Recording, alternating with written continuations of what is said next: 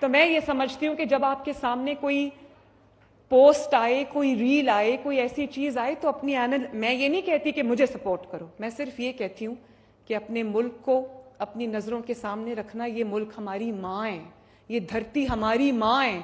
इस धरती से वफादारी हो सकती है, गद्दारी नहीं हो सकती। मेरी हुकूमत हो ना हो, ये मुल्क मेरा ही है।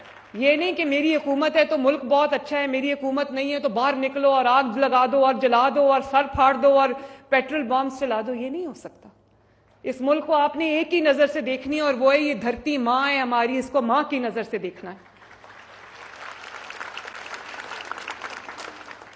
और बच्चों, एक और बात भी मैं कहना चाहती हूं, आपका जो भी आपका फैसला हो, जिस तरह ये स्कॉलरशिप्स आपको मेरिट पे मिले, इसी तरह आपका हर फैसला, चाहे वो किसी को परखना हो, वो हर फैसला आपका मेरिट पे होना चाहिए कि मेरे मुल्क के लिए कौन क्या कर रहा है। क्योंकि ये आपका अकेले का फैसला नहीं है।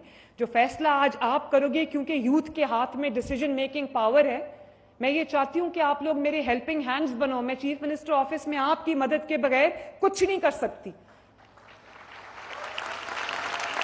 और जो इंस्पिरेशन मैं आपसे ड्रॉ करती हूं, जो मैं इंप्रेशन यहां से लेके जाती हूं, मैं उसको अपने ऑफिस में बैठ के फिर मेहनत से हकीकत में डालने की कोशिश करती हूं।